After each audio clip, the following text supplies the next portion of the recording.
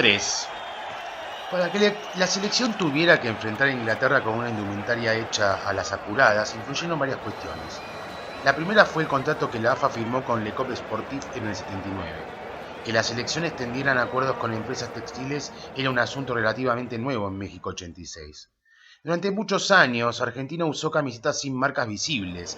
Eran casas de ropa deportiva que fabricaban remeras sin bordarle ni estamparle su logo comercial. Muy atrás en el tiempo, en la década del 20 y del 30, Argentina jugaba con indumentaria de dos firmas inglesas establecidas en Buenos Aires: Margaret and Gant and Chávez. En los inicios de los partidos televisados, en los mundiales de Suecia 58 y Chile 62, el fabricante oficial de la AFA fue Industria Lanús, también llamada Urribarri Hermanos, una empresa pionera que además le fabricaba la indumentaria a los equipos domésticos, entre ellos River, las viejas camisetas de Piqué. Las alemanas Adidas y Puma todavía no se habían insertado en la Argentina y Nike y Topper aún no existían. La moda en el fútbol no suponía un negocio y las marcas pasaban con fugacidad. En Inglaterra 66 la selección jugó con camisetas Sportlandia, pero enseguida el productor volvió a ser Industria Lanús Urribarri Hermanos. Adidas firmó contrato con la AFA en el 74 y la selección exhibió por primera vez en el Mundial de Alemania un logo comercial sobre su camiseta, el famoso trébol. Aunque todo era tan efímero que Uribarri reapareció en el 76 y 77. Incluso en el triste amistoso como visitante ante Polonia el 24 de marzo del 76, el día del golpe militar en Argentina, el fabricante fue una marca ignota, Sport Hardy Brown. Con la explosión comercial de los mundiales y de los Juegos Olímpicos, Adidas creó ISL, una empresa que monopolizó los derechos televisivos de las grandes competencias. El negocio de la indumentaria deportiva dejó de ser marginal a finales de los años 70. Adidas volvió a convertirse en el proveedor oficial de la AFA para el Mundial 78, organizado por Argentina, aunque otra vez sería una relación transitoria. Al año siguiente comenzó un vínculo entre la selección y Le Coq Sportif, que duraría una década, del 79 al 89. Recién en el semestre previo al Mundial 90, Adidas retomó su relación con la AFA y la mantuvo hasta la actualidad, con una única interrupción, la de Reebok del 99 al 2001. Pero el triunfo de México 86 le correspondió a Le Coq Sportif, una marca francesa que pertenecía a Horst Dassel, el hijo de Adi, dueño de Adidas, por lo que las dos empresas competían entre sí aunque pertenecían a la misma familia. La vestimenta figuraba entre las múltiples previsiones que Bilardo había ensayado antes de viajar a México para contrarrestar los 2.238 metros del Distrito Federal y los partidos programados al mediodía. El entrenador creía que una camiseta liviana ayudaría a combatir la altura y al calor, los rivales silenciosos del Mundial, y en Buenos Aires se encargó una remera más ligera que la habitual. Después de algunas vacilaciones, Le Coq Sportif cumplió el pedido de Bilardo y Argentina viajó a México con una indumentaria confeccionada a base de una tecnología denominada AirTech, conocida en el plantel como panal de abeja. Era una camiseta con decenas de orificios minúsculos que evitaban que la transpiración se acumulara y que con el paso de los minutos sumara un peso adicional. El problema fue que ese diseño solo se aplicó para la vestimenta titular, la celeste y blanca, y no para los dos juegos suplentes, una alternativa azul y otra blanca. En los partidos de la primera ronda ante Corea del Sur, Italia y Bulgaria, la selección jugó con el modelo liviano, el del panal de abejas.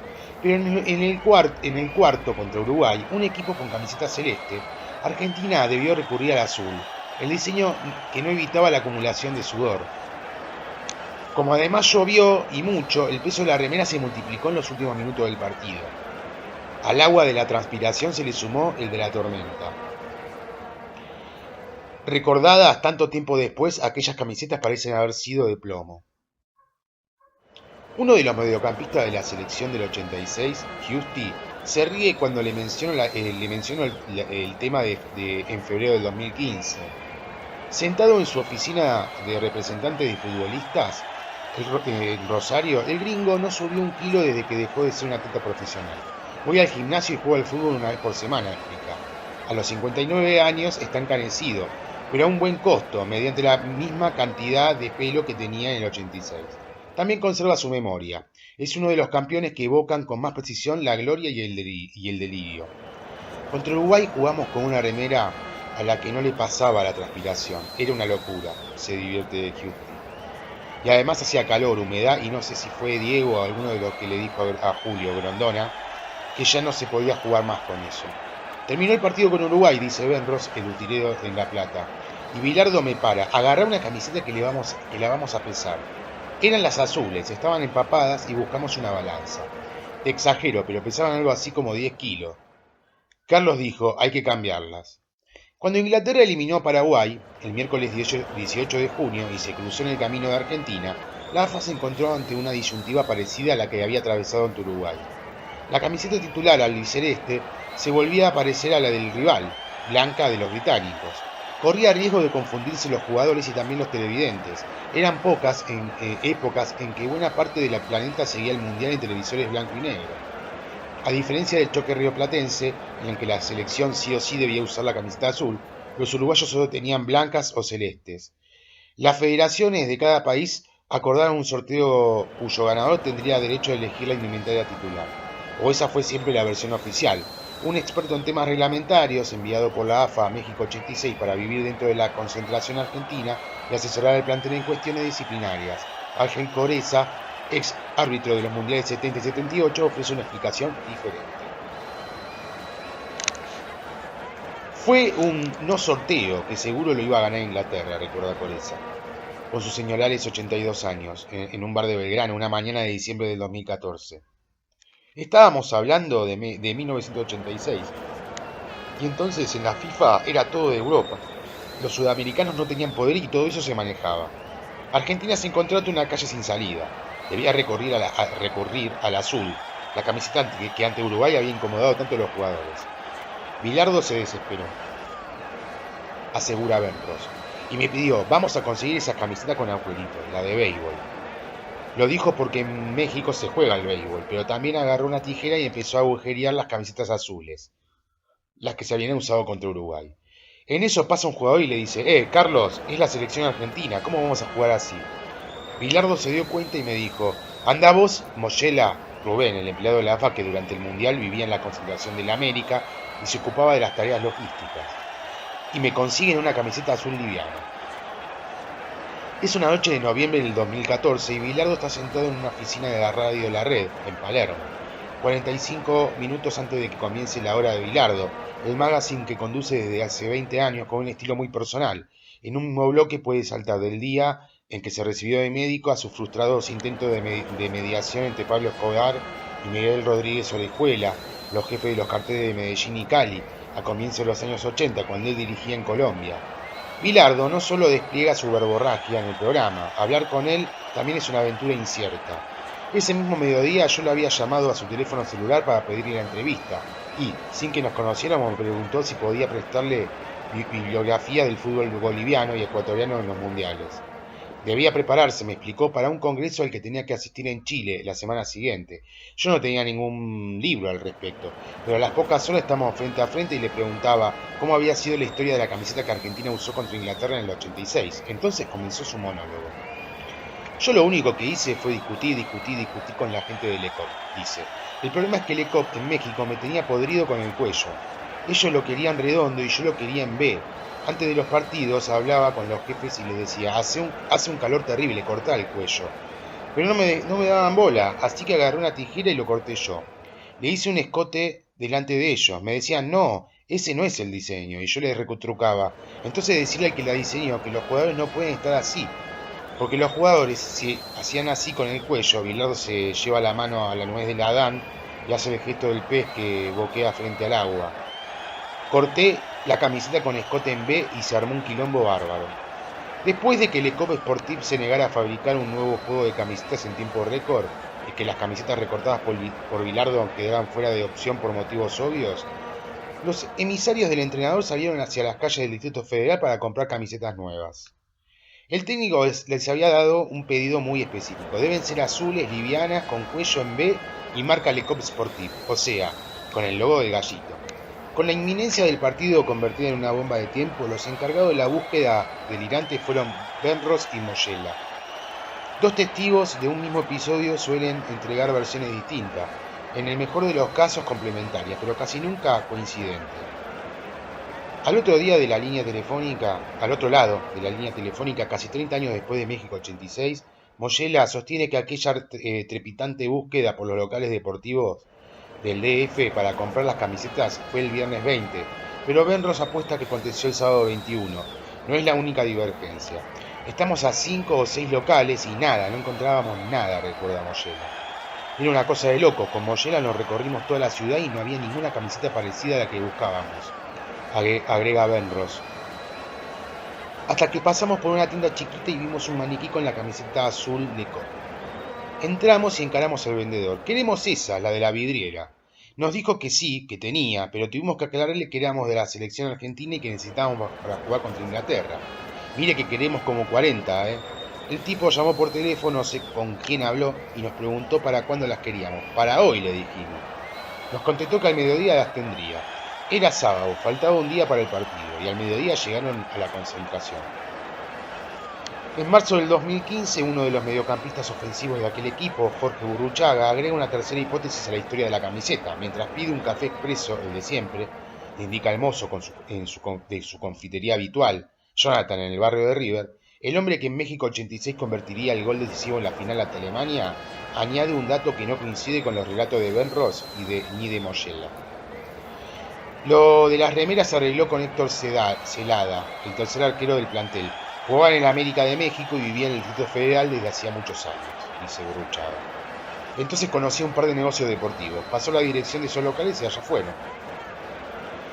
En el eje medio de la selección del 86, Sergio Batista va un paso más allá. Una noche de abril del 15, horas antes de viajar a la península arábiga para asumir como técnico del seleccionado de Bahrein, Batista recuerda un dato extra, que Celada no pasó la dirección de un local de ropa deportiva cualquiera, sino la dirección de su propio local. Menos mal que Celada vivía y jugaba en México y tenía una casa de deportes, dice Batista, en una mesa en la vereda de la galería de Villa Urquiza. Entonces los muchachos fueron a su local y compraron las camisetas. El caso de Celada, el tercer arquero en consideración de Bilardo por detrás de Neri Pumpido y Luis Islas, es para el Guinness de los récords. Un santafesino campeón del mundo que nunca jugó ningún partido en la selección. Celada era un desconocido y lo sigue siendo en Argentina, pero en el DF encendía multitudes. Comenzó a atajar en Rosario Central y en el 78 se fue a México. Y participó de un torneo en el que construyó una gran campaña en el América, el equipo más popular. Era arriesgado. Uno de los primeros arqueros en patar tiros libres, una extravagancia de la época, e irradiaba carisma, tricampeón mexicano 84, 85, 86. Un combo que le valió la idolatría de la hinchada. Para su inclusión en el equipo argentino incidió en sus condiciones en el puesto, la empatía que generaría con el pueblo mexicano y una especie de retribución, nunca explícita, de la AFA a la América a cambio de que la selección se entrenara y durmiera en su predio durante el Mundial. Lo que nadie prevía era que Celada también actuaría como utilero improvisado. Lo extraño, casi 30 años después, es que ni el propio arquero recordaba su participación en las correrías a las horas previas al partido contra Inglaterra. En septiembre del 15, vía Skype, desde su casa en Cancún, México, Celada se sobresalta. Sí, es cierto, yo tenía una casa de ropa de deportes. Mirá, si no me lo mencionabas, no me acordaba que ayudé a resolver las camisetas. Yo llevaba muchos años en México, en donde hice toda mi carrera y me quedé a vivir. En aquella época tenía un local, Deportes Celada, en la colonia, Montezuma. Personalmente me ocupé del tema y lo solucionamos. Ni Benros, ni Moyela, que hasta dan precisiones de su alocada persecución de tiendas deportivas, mencionan a Celada. El utilero y empleado administrativo de la AFA tampoco recuerdan el nombre de esa minúscula casa de deportes en la que compraron las camisetas, ni el precio que costaron. Pero eran muy baratas. Coinciden. Recién una vez que esos modelos azules genéricos, ligeros, con cuello en B y marca Le Coq Sportif llegaron a la concentración, Benros y Moyela persiguieron el próximo objetivo. Una camiseta de color de fútbol necesita un escudo sobre el corazón y un número detrás de la espalda. Los números tenían que ser blancos, como los que habíamos usado contra Uruguay, y volvimos a la calle y todos los locales estaban cerrados, dice Benros. Nos salvó el hijo del presidente de la América que conocía una tienda que vendía telas para hacer números. El problema es que solo tenían 3 colores, azul, rojo y amarillo, y no nos servía ninguno. Nos matan a todos, le dije a Moyela, todo asustado, hasta que de repente apareció la tela gris, plateada, y decidimos hacer una prueba. Un empleado dibujó el número y otro lo cortó con una tijera. Estos números, explica Moyela, eran de fútbol americano, por eso eran plateados. Antes de sumarle los números al resto de las remeras y de conseguir el escudo de la AFA y estamparlo, Benros y Moyela tomaron aire y le mostraron a Bilardo el producto parcial. Necesitaban su autorización para saber si continuaban o no. Los dos hombres que le ponían el cuerpo a su intrépida misión vuelven a tener recuerdos diferentes de un mismo hecho. Según Moyela, al entrenador le dieron a elegir 2 camisetas diferentes. Según Benros, le mostraron una sola. En lo que sí coinciden es que Bilardo y Pachamé, su asistente, recién habían terminado de almorzar cuando pasaron a examinar la prenda. Hicieron mueca, parecían disgustados y el técnico le lanzó un comentario lapidario. No, ¿cómo vamos a jugar con estos números grises? Pero en eso Maradona salió del comedor y se interesó por el improvisado poliburó de las camisetas. Su palabra tenía la validez de los ancianos que resuelven los asuntos de la tribu. A ver, Tito, déjame ver, le dijo Maradona a Benros. Y ve la camiseta con el número estampado. Uy, qué bárbaro, me gusta. Con esta le ganamos a los ingleses, se entusiasmó Diego. Bilardo cambió de opinión. Está bien, vamos con esta. Y un rato después entraron en acción los empleados de la América, el club al que pertenecía la concentración argentina. Permanece. Alguien debía coser los números y nadie mejor que las mujeres que hacían las camas y limpiaban el predio de la concentración. Nadie supo o nadie recuerda sus nombres, pero al menos uno de los caciques del equipo del 86, o sea, Ruggeri, volvió a encontrarse algunos años más tarde. Una noche del domingo del 2014, en el estudio de América TV, en Palermo, a la espera de que comience el programa en el que trabaja como columnista, el ex defensor aporta un par de pistas sobre sus imprevistas cosedoras. Eran las chicas del club donde entrenábamos, del América. Yo jugué en ese equipo algunos años más tarde, en la década del 90, y cuando volví todavía estaban. Usaron una plancha, estuvieron toda la tarde pegando los números. Eran muy brillosos. Esos números grises eran horribles, admite Burruchaga. ¿Qué números horribles?, coincide el arquero, Pumpido, mientras pide un café en el lobby de un elegante hotel de Puerto de Santa Fe. Eran grises porque tenían unas lentejuelas grises, muy pequeñas. Para mí eran de un teatro de revistas, recuerda Bilardo. Yo tengo la imagen de ese momento, cuando vimos cómo hacen las camisetas, dice Julio Larticoechea, en mayo del 2014. La historia fue así. Clausen compró una filmadora en un shopping y la empezamos a usar en la concentración antes de un partido, y como ganamos quedó de cábala. Yo tenía que hacer las preguntas como si fuera un periodista, y el sábado grabé de Burruchaga diciendo: esto es increíble, mañana jugamos con Inglaterra y no tenemos camisetas. El plano se abría y aparecían unas mujeres cosiendo el logo de la AFA. Yo estaba con el negro Clausen, continúa Burruchaga, caminando por ahí, y le digo al negro cuando veo todo esto: no, negro, no hay que filmarlo. Y a mí se me ocurre decir: es tal hora, sábado, mañana jugamos contra Inglaterra, cuarto de final, mirá esto, las mujeres cosiendo la ropa, si salimos campeones del mundo esto es un milagro. Yo era el que filmaba y el vasco hacía el reportaje, dice Clausen. Después hubo algunos vivos que hicieron plata con eso. Era un lindo recuerdo y a mí no me quedó nada, porque alguien se apoderó de las imágenes y salieron en algunos programas de televisión. Seguramente fueron comercializadas. La cámara era mía y lo ideal hubiese sido que cada jugador tenga como recuerdo una de esas imágenes, pero algún vivo se las quedó. A medida que van pasando los años van a tener más valor. Parte de las imágenes fueron emitidas en Teis Sport hace varios años, pero pueden volver a verse en YouTube, en el tráiler del documental 1986, La historia detrás de la Copa. Tampoco hay coincidencia en el origen de los escudos de la AFA, agregados con urgencia a las camisetas. Pero cualquier versión habla de la informalidad y del ingenio para resolver una situación apremiante. Según Benros, el utilero, agarramos las camisetas azules que habíamos usado contra Uruguay, las que pesaban mucho, cortamos los escudos y las chicas que trabajaban en la concentración los cosieron en las nuevas. Según Moyela, el América aportó un diseñador que encendió su computadora y boceteó un escudo lo más parecido al de AFA. Luego las empleadas lo cosieron en las camisetas. El escudo contra Inglaterra es diferente al de los otros partidos. No aparecen los laureles que están debajo de la sigla de la AFA.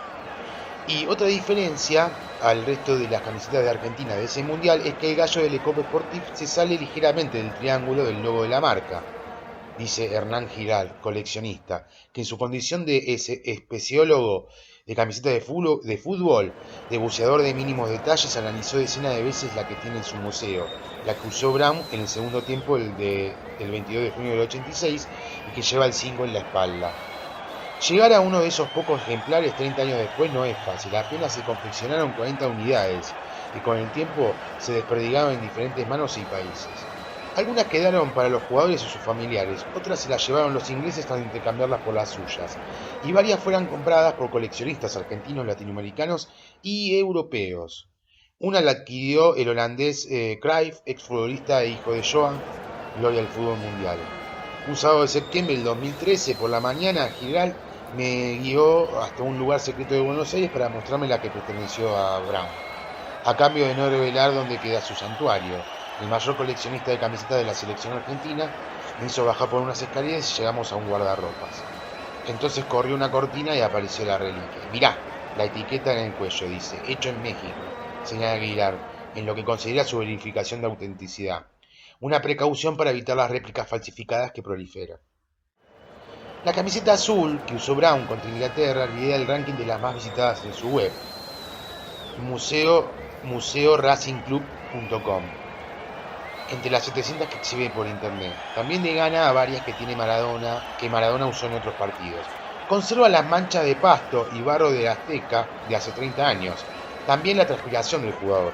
Su nuevo dueño nunca la lavó ni lo usó para jugar entre amigos. Cuando Giral me la pasó con el cuidado de quien entrega el Santo Grial, entendí el desconcierto que había generado en los jugadores el día previo al partido.